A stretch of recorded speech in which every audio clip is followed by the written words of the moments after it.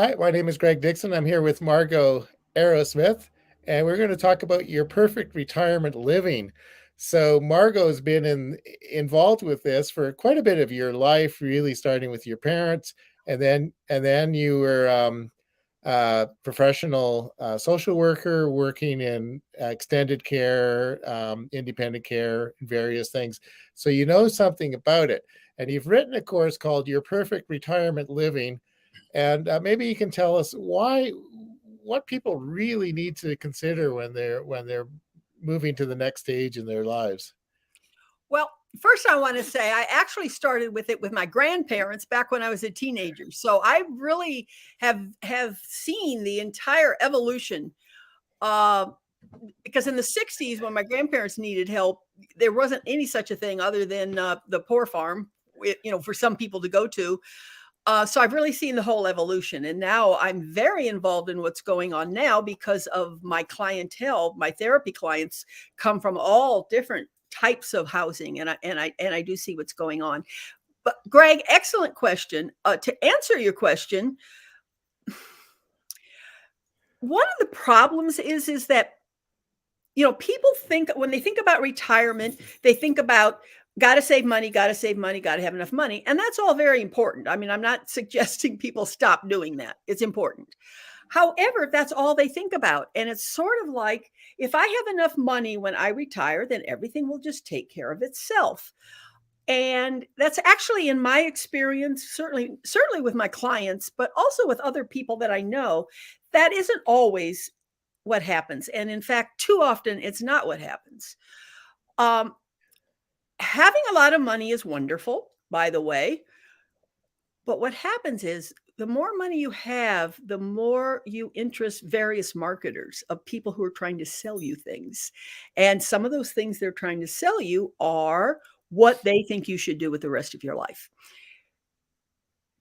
They all have good options. They all have things that will take care of you, for the most part anyway.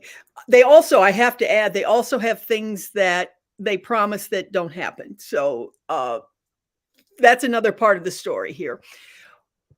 But everybody thinks that what they're selling is so great. And so they go to the people who have money to pay for what they're selling that's so great. And then they also go to those people's children and they tell the children, if your parents don't come here in this type of situation, horrible things will happen. And there's a lot of scare tactics that are used. What people need to do when they start to save all this money is not just save the money, but they need to learn about who they are, and by who they are, I mean, what is it that you really want to do when you retire? And I don't mean what you think you want, because sometimes that's not what you really want when you stop and think about it. But also, like, what do you want to do day to day? What kind of life do you want to live? And then, okay, where can I go to live that life? And then when everybody starts bombarding you, when the salespeople and your children who've been bombarded by salespeople and the doctors and all these people start bombarding you, you have information of your own. You're more settled and you're less vulnerable to scare tactics and what other people think you should want. Yeah, that's perfect. So one of the exercises in your program is your perfect day, where Mhm. you have people go through like what are you doing, where are you at, who's with you, that kind of Yeah, thing. really, yes, real specifics. Yeah. Like I mean, even to the point where I wake up in a feather bed with satin sheets, or I wake up with a foam bed with flannel sheets. I mean, very specific. What do you see out the window when you wake up? Who's next to you or not next to you? Is it a person? Is it a dog? Or are you all by yourself? Um, so you really, when you're really starting to think about everything in very specific detail, then you find it easier to kind of get past all of the messages that everybody's telling you about who you are and what you should want. And it even helps you get past your own preconceptions about who you thought you were going to be when you are 65.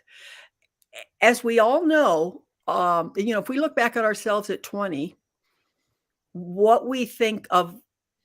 Well, I'm 75 now. Most of the people who are going to get my course are much younger than I am.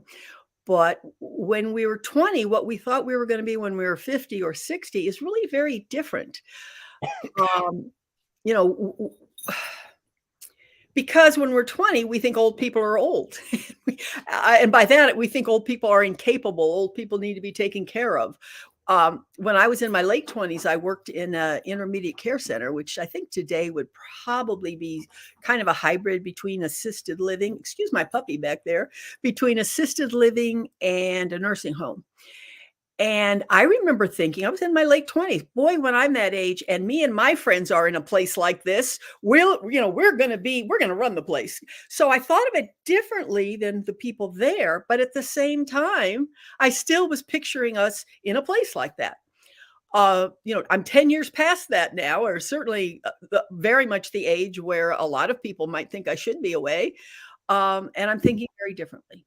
So the point of the exercise is so that you think differently about yourself and you know who you are.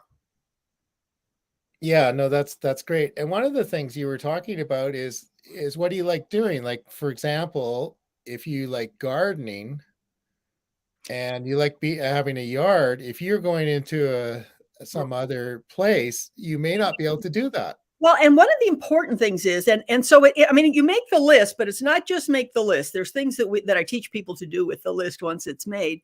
But for example, if and I'm going to use your example, Greg, if gardening is what you want to do and you want to do it the rest of your life, well, I mean, there are some assisted living places that let you have a little garden plot, but you want to make sure when you're shopping. But also, you want to be clear. Well, what is it I like about gardening? And I'm going to use your example, Greg. I love going out and having beautiful flowers. Not so interested in the vegetables, and I really don't want to do the lawn. Okay. Well, you can just not do vegetables, but if you're going to stay in your own home, and if that's really what you want to do, then when it comes to working outside in the dirt, you're going to say, well, does this mean I need to go to some place where I can have a flower garden but can't do anything else? Or if I want to stay in my own home, what it will probably mean is I'm going to have a garden plot, but I'm getting somebody in once every 2 weeks to mow the lawn. Okay. So that one of the things that I teach is that there's no either ors there. And even about gardening, there are a lot of people who love gardening, but some people only want to grow vegetables. Some people want to grow flowers. Some people like landscaping the lawn. So it's not just gardening. It's what exactly do you mean by gardening? And then how are you going to find a place where you're going to be able to continue doing that? And if it's staying home that you want to do, which I do talk about as being a very good possibility, then what do you need to do that? Well, I need to hire a lawn keeper so that all I have to do is plant beautiful flowers.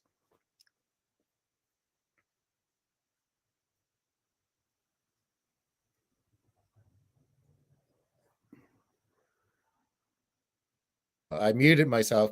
I muted myself because I've got this little cough, so I'm trying to avoid coughing into the broadcast. Anyway, I have my second partner, Anne, was in the gardening business, and she had her favorite client, her first client and her favorite client, had a beautiful garden and lived in her home. And then Anne would help out, go once a week or sometimes twice a week. And she continued to do that even for, at the beginning, she was working with her client in the garden. And then later when she couldn't do it, she had help and stayed at home, but she stayed in her house until the very end. She had care come in and help with her. And we're going through the process. We're, the decisions. We have a relative who's in his 90s, and he's, getting less capable of staying at home. But, I think he would rather not ever leave his home. So, and, there's some options too, which are more convenient for the kids maybe than for him. So, yeah, and I know you have some suggestions about how you Well, might say. First, I want to say that when you say more convenient for the kids, that is Yeah. one of the selling points. I once went to do a visit, as a potential resident at continuous care residential center. They're called CCRCs. And when I was done, the last thing she said to me was, well, you know, coming here is the best thing you can do for your children. Like, okay. Um, except that I've seen and I've been with enough people who are in independent living or assisted living or CCRCs where I know that if something goes wrong, if you're really sick or if you're giving them trouble or all sorts of things, well, the first thing, and even at 3 o'clock in the morning, the first thing they do is call the children. So the children might feel better. Number one, make sure before anyone goes into one of these places, this is one of the things I teach, that if you're going to go into one of those places, have it in writing what they do. I mean, you have my children's telephone number, that's fine, but do you have it in writing about when you'll call them and when you won't? But that's an aside from what you were saying. But as far as your friend, I think one of the biggest problems is that there are a lot of people who want to stay home. I think everybody could stay home with enough help, frankly. I mean, there are people, I worked with a man once who had a health aide 24/7. I mean, there were two different women. One of them worked 3.5 days, slept there. She had her own bedroom. And then when her shift was over, another one came and was there for 3.5 days. So, I mean, anybody, if they've got the money to pay for that, anybody can stay home. The problem becomes when they say, oh, I want to stay home, but I'm not going to let anybody help me. And that is a problem. And it saddens me because I just know that it can work out if they let somebody come in and just make sure that, the floors are clean. Because sometimes, as we get older, my father, in his 80s and 90s had macular degeneration, and he was a housekeeper. He was a good housekeeper. However, when he was older, he just couldn't see everything. So it's not even that people necessarily can't do it. It's just they can't see to do it, some of them. But to me, the only thing that would stop somebody from staying in their home, if that's what they want, is the refusal to hire help to make it easier, to do the things you can no longer do. And some people will say, well, I can't afford that. Well, assisted living around here is about $10,000 a month for a 1-bedroom apartment and 3 meals a day. And then everything else, any assistance, by the way, is, they come in once a week to vacuum your rugs. Any other help is extra. So $10,000 a month for 3 meals a day, a vacuumed rug, and a 3-bedroom apartment. Well, when you think about that, suddenly the idea of hiring a health aide to come in to, make sure that, the floor is clean and all of that suddenly sounds a whole lot cheaper and, in fact, very affordable. But that is the real, and I don't know in the example you gave if that person has been approached with having help. But refusing help is really to me, the one barrier against being able to stay home. Yeah, at the moment, the help is in the form of his children coming out. Well, see, and I'm glad you mentioned that, Greg, Yeah. because then what the kids have to do, and I'm big on the kids not telling the parents what to do. Okay. Yeah. However, I'm also think that the children should not be taken advantage of. Yeah. So what the kids have to learn to do is to set boundaries and say, Dad, we support you being at home. However, you need this done, and we're not going to do it anymore. Yeah. Well, I just want to, because what you say to them is, when we come to visit, we want to watch football with you. We want to play cards. We want to do fun things with you. We don't want to come over there and not want to be there because we have to do your housework. So you have to hire somebody, and then we'll be happy to come and visit you. Yeah. The other thing is the closest child is 2 hours away, right? So that's ridiculous. There's no reason they should be. This man, they really have to tell him, you have to do this. Or one of the things they can say is, we'll come and visit to do fun things with you, but we're not going to come and visit unless you hire somebody. I mean, you really have to set boundaries. Setting boundaries in families is so important, and it goes two ways. I mean, I'm a big believer that parents should have their boundaries so kids can't come in and tell them what to do. However, the kids also need to have their own boundaries to say, I'm not coming to clean your house. I'll come to visit you. We'll have a great time. We'll go out to dinner. We'll go to the movies. We'll watch TV. We'll do whatever. I'm not coming to clean your house, and I'm not coming if your house is dirty. Yeah. Um, so everybody in the family has to learn that. Yeah. So you've mentioned a couple of times about the costs, right? So people, when they start thinking about this, is if they put, if they move into somewhere, it's going to save them money, whereas probably the opposite is true. Yeah. Yeah, yeah. And the CCRCs Yeah. around here, I mean, just to get into one, you have to give them, and this isn't money that you use to live on, you have to give them a deposit of anywhere between 250 and $750,000. And then on top of that, you have to pay rent. And if you're in independent living, which tends to be between $5,000 and $6,000 a month for 2 meals a day, and they decide you need to go into assisted living, you can't say, no, I can't afford that. They put you in assisted living. You have to be where they tell you to be. So that can get very expensive very quickly. Yeah. And again, if it's the right place for you, I'm not telling people not to do these things. What I'm saying is, if it's the right place, Yeah. make sure you're in the right one. Make sure you have everything that's promised to you written down, and make sure it's looked at by your attorney, and make sure it's where you want to be. Yeah. However, if you're just there because you think it's going to save you money, probably not. Yeah. And there are people who probably can't wait to get out of where they're at now and look forward to more, like my mother-in-law went into a facility which is high end. It was like Club Med, like a pretty nice. If you were in she had dementia at that point, but if she didn't, there were so many things she could do there. She can go on, they had entertainment come in, and they had a bus, they can go out on excursions. I think she could probably go out Yep. almost every day, and it was within walking distance of a pretty decent mall and an area. So, that was pretty good for her, really. So, Yeah, yeah. no, I'm not telling people not to do it. I think Yeah. they can be wonderful. Make sure it's what you want. Make sure it's what you really want. And you're not doing it for the kids, by the way, but make sure it's what you really want. And then make sure that everything that's promised you is in writing, that you're going to get it, because that doesn't always happen. Yeah. I had a guy, who's a client of mine about 3 months ago. He came in a few times. He and his wife moved into a CCRC, and they plunked down $500,000 without finding out if they could get any back, any of that stuff. They just did it so she would be taken care of. And then after she died, he was unhappy, wanted to leave, and he literally walked away from $500,000. And even then, there would have been, if he had been prepared ahead of time, he could have written it into the contract where he could have gotten some of that money back, or at least maybe a lot of it, but at least some of it back. But he got nothing. So just yes, they're fine for there are a lot of people who like them. And then if that's best for you, go there. Just get everything in writing, have it looked at by your Yeah. attorney, make sure that it's ironclad. Yeah. There could be a South Park episode on this, I think, maybe. That would be fascinating. Oh, I would love that. That would There's be one on investments, right? And they go into the bank and they bring in, it says, I'm going to have my son put his savings in here.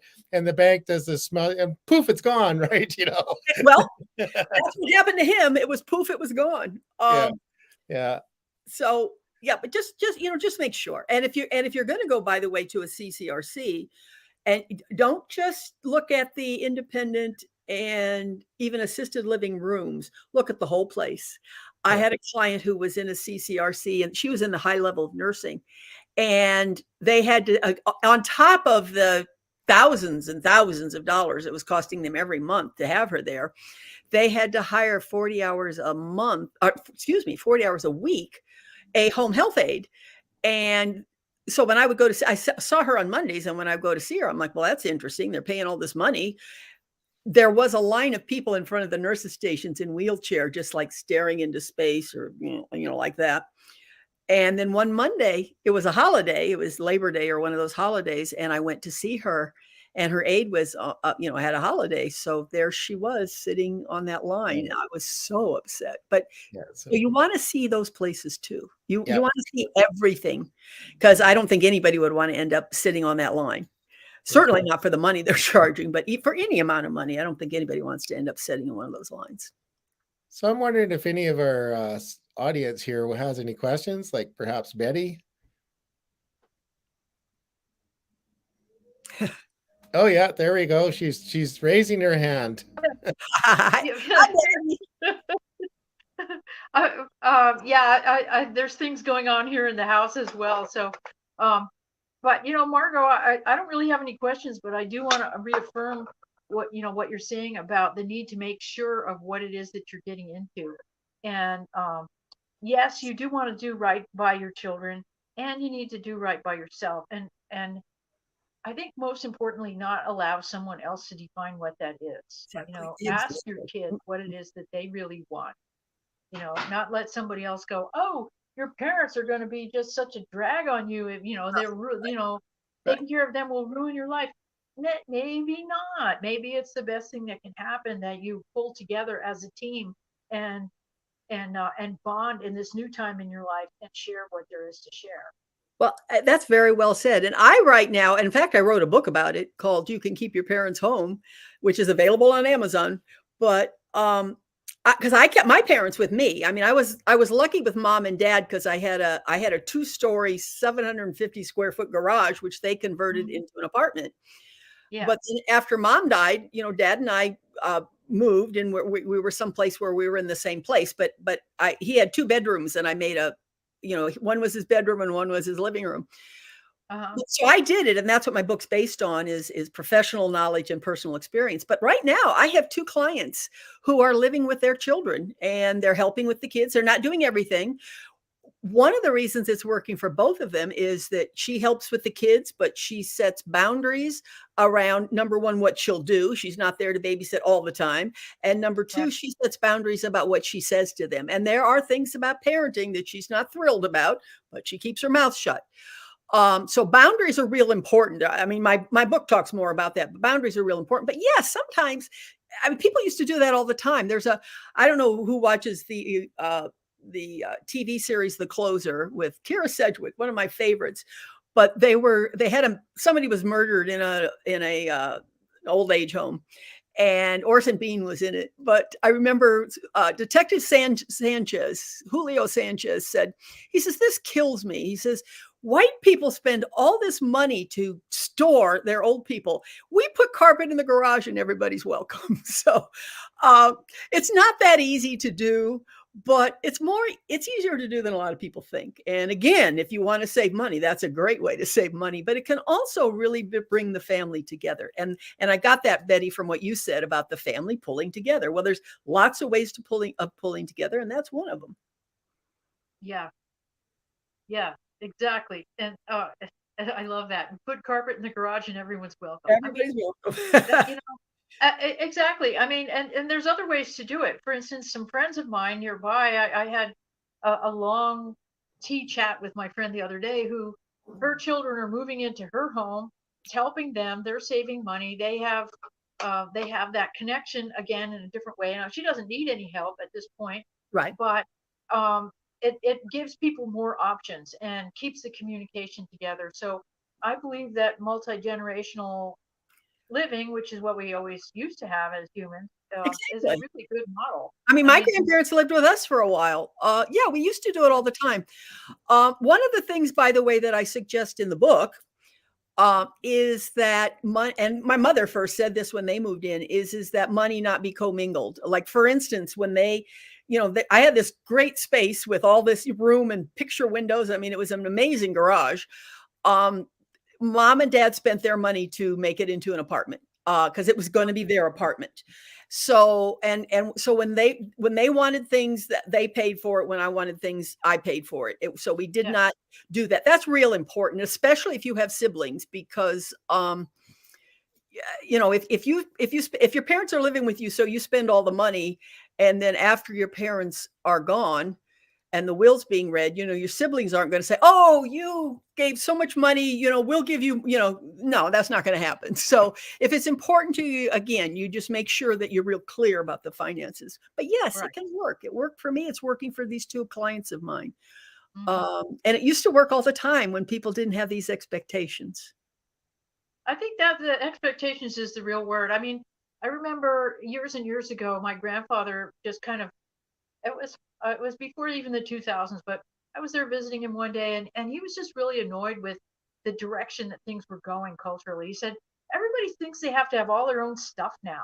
It's Yeah. just stupid. Yeah. You know, when I was a kid, if somebody had a house, everybody went and moved in with them. I love it. Yeah. I mean, they used to You do know, that. Um, yeah. and I mean, people go, it was known. That was how it was done, you yeah, know. So yeah, yeah. And then they'd get out and work on the farm together. That kind of helped too. But still, right. it's Or even city people, you know. I mean, this is like the old Bohemian cultural tradition where everybody gets together and puts whatever they've got on the table and nobody goes hungry, you know. right. Yeah. That's how Um, it is. So, yeah. but yeah, and again, children, in my view, actually end up making out because if their parents spend all their money on a CCRC or independent living or assisted living, then there's not much left for anybody to split up. So True. really, Yeah. it does cost. I mean, it's yeah. Yep. I guess staying at home is great. And again, I want to. The name of the book is "Keep Your Parent." You can keep your parents home. It's a good book. My course is different, of course. That's what we're talking about today. But yeah, there's all sorts of options.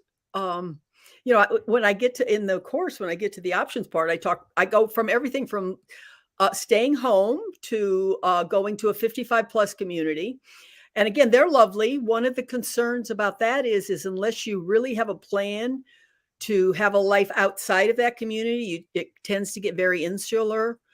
However, some people love that. So that's the reason some people go because they don't want to be out in the community, and so that's fine. But know that's what you want. Know that's what you're getting into. But Right. then assisted living, and then I go all the way down there. My mom and dad, for a while before they came to live with me, um, spent 10 years. They sold their house, they sold their business. They spent 10 years riding around the country in an RV, pulling their Buick behind them. So they were happy as little larks when they were doing that. There are people who do that.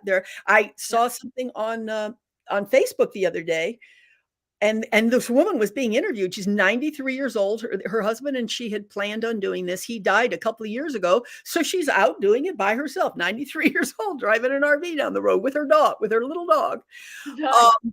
And she was certainly in the interview. You could tell she was somebody that was certainly capable of doing it. I mean, you would never have thought. But Not anyway, everyone could do that, but that goes back to don't let other people tell you what you can do. You know? exactly. And also, I want to add to that: don't let your younger self tell you what you should be doing now. And again, that's one of the things that I talk about in the course, and that's one of the importance of taking the Your Perfect Day part of the course and being able to use that to help yourself decide what you want to do, so that nobody, not your kids, not your doctor, not your banker, not your younger self, is telling you what to do. Yeah, real important. Very important. Well, great. Um, uh, well said, all of it, Margo. Thank you. Yeah. Um, So go ahead. yeah, no. Oh, I got the wrong thing posted down there. There we go. Your perfect retirement living. So Black there we go. So if you want to learn more about Margo's course and sign up, and you're also available for one-on-one. Yeah, one-on-one consultation. If you go to the link, you will see that. Matter of fact, you get the course for free if you do a one-on-one consultation with me. And I think there's a deal about if you want one or if you want three, then it's you save some money if you want 3 consultations. But yeah, I mean, because the course I think is going to help a lot of people in and of itself. But there will be people who will have the course and the community that goes with it, where people can go ask questions. But there will still be some people who are going to need to ask specific questions and are going to want to have individual time with me, and I'm here for that too. Yeah, that's perfect. Any other comments, Betty? Questions? No, I think all of it was well said and well done. Yeah. So I guess we'll sign off now, and I'll stop the broadcast and we can chat a little bit later still. Okay. So, Bye-bye, everybody. We'll see you next week. Well, yeah. See you next week, everybody. Yeah.